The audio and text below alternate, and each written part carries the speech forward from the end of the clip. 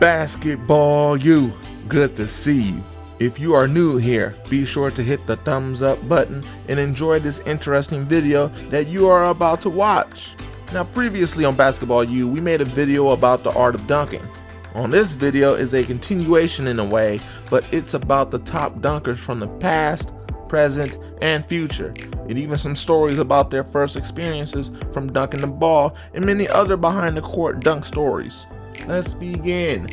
Vince Carter participated in only one NBA dunk contest, but it wasn't for a shortage of ideas. He has visions of other dunks you've never seen before. I'm not sharing them because someone's going to take them and take credit for them, Carter says. But yeah, I have a few. It does raise the question, which dunks have you not seen the light of day? Some are tight-lipped like Carter. Other players are happy to detail the dunk contest ideas lost in time. In example, this is what Dwight Howard had to say. What I tried to do in my dunk contest is make it a real life show, not be over the top, but dress up and get the fans involved like, oh my God, he's fitting to do something sick. It can be subtitled as when I was in it. I did the Superman dunk. I put the tape down by the free throw line that I was going to take off from. So everybody's like, why has he got the tape there? I had practiced all these dunks that I used and still had more to go. I started trying to give them to guys who was in the dunk contest. Stuff that I have been working on for years. Stuff that I haven't even done yet. Some of the ones that Gerald Green did in the dunk contest that he was in were my ideas. There were some dunks that I was doing in the back for warm-ups, and he actually did one in the dunk contest. Blake Griffin did one, but I didn't tell him. I had told somebody else. Then Blake ended up doing it. I wasn't upset about it. One of my friends is friends with DeAndre Jordan, and I think he showed him the dunk, or I showed DeAndre, and DeAndre showed him. But it was just fun to see. There's this dunk that I was doing in high school. It'll be hard to explain for a fan, but I would take one dribble from half court and 2 steps and just take off. Either go between the legs or just fly. Take off and dunk. I would literally just take one dribble, boom, 2 steps, 1, 2, then take off. And that was kind of like my thing. The other one I was working on, I couldn't quite get it.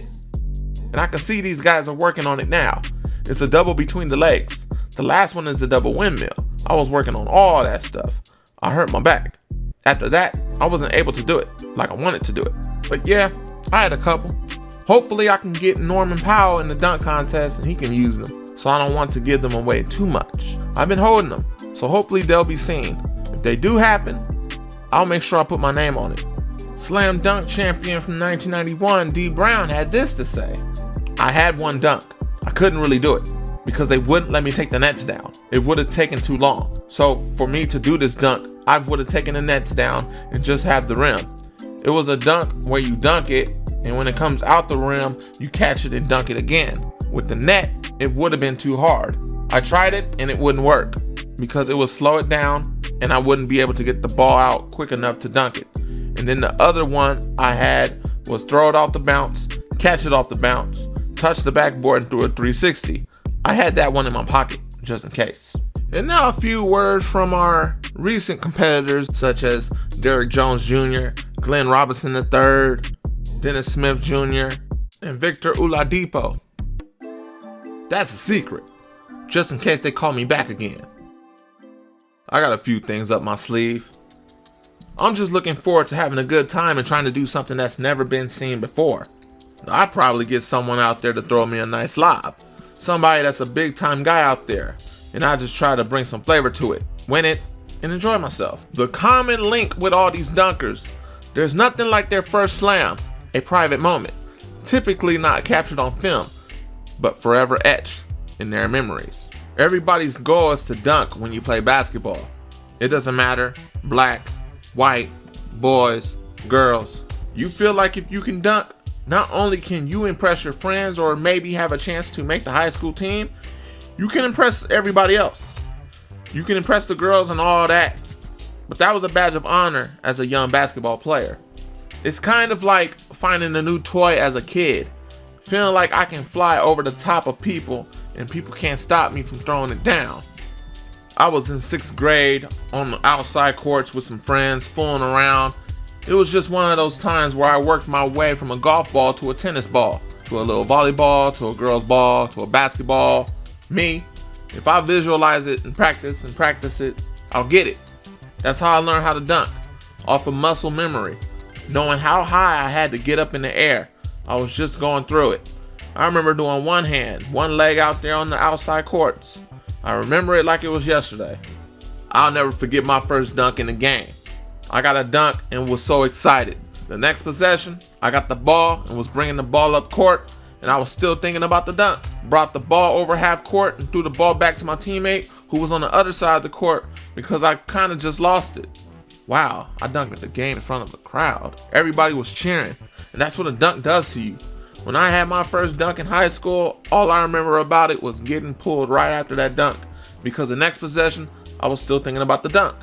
I made a turnover by throwing the ball into the backcourt to my teammate.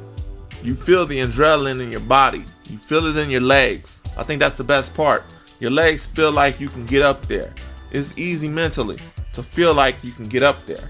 But if your legs aren't there, your energy's not there, then it's a different story. But if your whole body is on the same page with what you want to do, I think that's the best feeling. I was going into the 8th grade, 12 years old, and I'm just out there practicing. I'm getting through my workout by myself. I was like, I'm touching the rim now.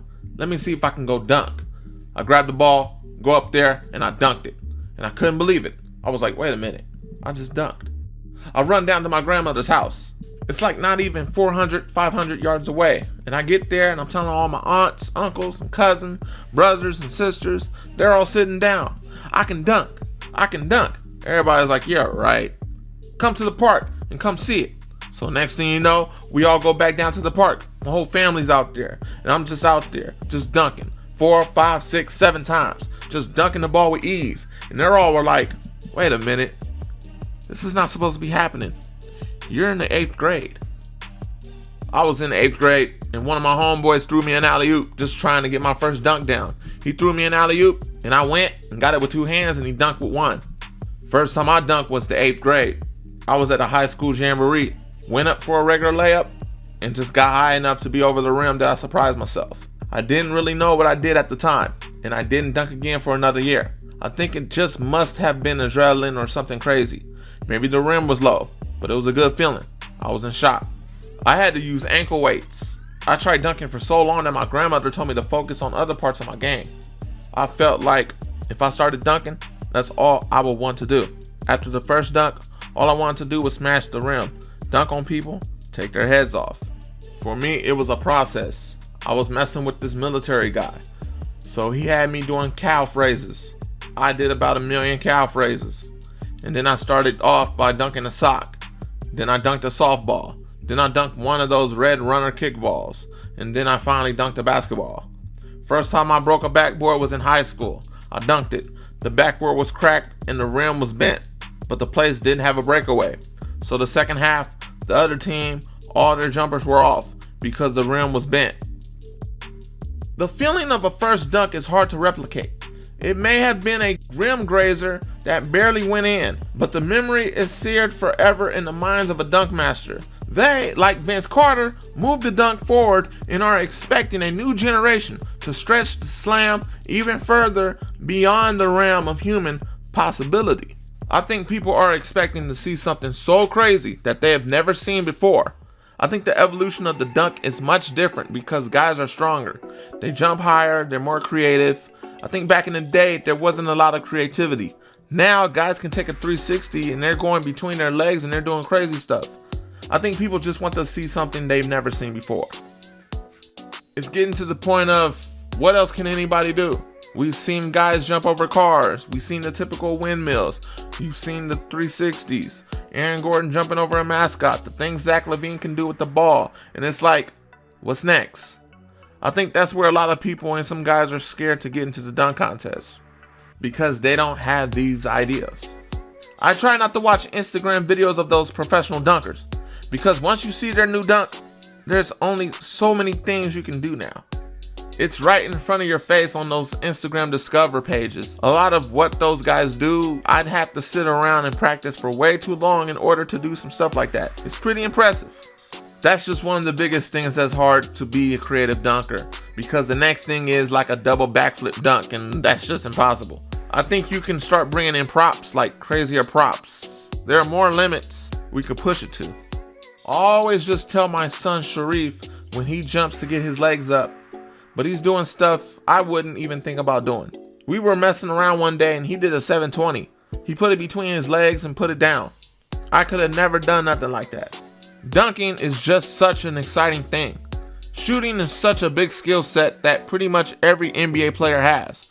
You have to put the ball in the basket to be an NBA player. But from the fact that kids get excited at seeing dunking, I feel like Steph Curry has sensed a little bit of that from the three-point perspective. But I feel like dunking is just a main thing everybody gets excited over. It's a change of the times. A sign of the times that the game is more hybrid than, I don't want to say old school because I don't even like that term old school, but traditional, high-octane, and up-tempo basketball. The game was played from the inside out, not the outside in. The new dunkers ain't got the status of Steph. All the young kids, they want to shoot. They see Steph more on TV and things like that. They want to be more like Steph. You go to any game, I bet you see all the kids try to shoot from deep. Any little rec league, because everybody want to be like Steph. It's the opposite now. Everybody wants to dribble like Kyrie and shoot like Steph. If you're 6 feet or 7 feet, kids growing up trying to be shooters and ball handlers. Because you can develop a skill on that. You can work on that and become a better dribbler, ball handler, shooter. I don't know if you can develop being a better jumper. Either you got it or you don't. It's called genetics. At a certain point, genetics are going to kick in, and you're going to be able to jump or you can't. There's also a factor of dunking is something just a lot of people can't do. I know it's hard to make a half-court shot, but I know a lot of people can attempt it. But if you just pull a random person off the street and tell them, try to make this dunk, a lot of them won't be able to even touch the backboard. Now it's more about, I'm going to bomb from the three like Steph, and I'm going to get a killer crossover like Kyrie, and I'm going to get a jelly. I had to find out what a jelly was. It's making a difficult layup. I don't think kids are really thinking about dunking anymore. It's funny. My son and his AAU team, I'm talking to these kids, and I was like, what is a jelly? And he told me, just a difficult layup. I guess dunking isn't what it was for some of these kids. Although the new generation is all about breaking ankles and being quick on the court, staying open for a three-point shot, nothing can beat the authentic energy that pumps the crowd when someone slams the ball to the rim all game long. It's even way better when the dunker is small size and has a glorious leap to the air, only to posterize their defender who can be leaps taller than them. As for slam dunk contests, from leaping over objects to over people to cheating gravity, it's unique how a dunk can start, but it's also about making the finish.